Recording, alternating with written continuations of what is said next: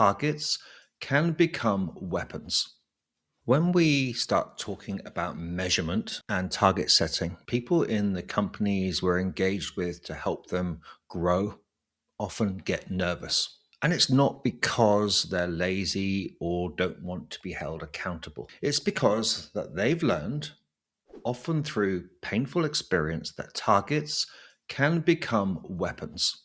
Let me explain what actually is happening here. Most organizations are thin on measurements that matter. They measure activity, tasks, completed projects, statuses, but not outcomes, not whether anything measurable has changed. So when you suddenly say, we're going to define metrics that tell us whether we're succeeding and set targets, people hear, we're about to discover you're not performing and there will be consequences. That's not what you meant, but it's what they heard. They're not entirely wrong to be nervous. Most organizations have no idea how to set targets well. And there's more to it than deciding you want to hit a specific number by a specific date. They don't consider things like target confidence. For example, target confidence can be low when you're trying to move the needle on a new metric, but you have no baseline and no trend data. That's very different to an established metric where plotting the next step that's desirable on a point on a curve is so much easier. When you read about the target and the goal, they don't clarify the level of ambition. Is this a I can hit target, or is this a deliberate aspirational stretch goal? And they don't acknowledge an individual or team's sphere of influence, whether this team is the only one driving this metric or whether 10 other factors are at play here. Without that context, a target can be perceived as unfair or a trap with no get out of jail card.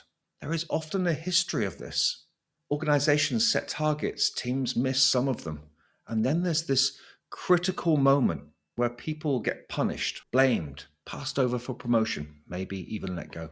And you know what happens next? People learn. They learn to avoid targets, and where they can't be avoided, they lowball them. Setting safe targets they know they can hit. And the organization wanted outcomes, ambition, agility, and experimentation, and they got play it safe and self-preservation. So here's why all of this matters for growth. Outcome-orientated organizations, ones that measure and target actual results, not just activities, execute strategy significantly better than output-orientated organizations. They drive materially higher growth. But you can't just flip and switch. You can't go from measuring tasks to measuring outcomes and expect people to embrace it. It's a change journey, and trust only comes after targets have been set, some have been missed, and this is the critical part. It was not a negative experience. They need to see it to believe it. One cycle isn't enough. You need to prove that ambitious targets are genuinely okay to miss, and you didn't just say that in a presentation once. They need to know that you'll look at what they learned, what changed, what they influenced, not just whether they hit a specific number 100%. Outcomes trump outputs.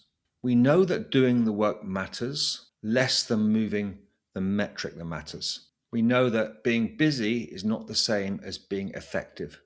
This is why organizations struggle to execute strategy. This is why OKRs fail more often than they succeed. This is why companies get stuck in low growth. It's not because they don't have a strategy, not because they don't have real talent. It's because they are measuring the wrong things and they're not optimizing to get the right results. So before you use OKRs, or if you're using OKRs today, before you demand ambitious targets, before you wonder why people are sandbagging, ask yourself, have we built the capability to measure what matters? Have we created the context that makes targets feel safe? Have we proven through actual behavior, not just words, that we're more interested in learning than blaming? Because if you haven't, you're not building an outcome-orientated organization. You're just adding more measurements to an already fearful culture.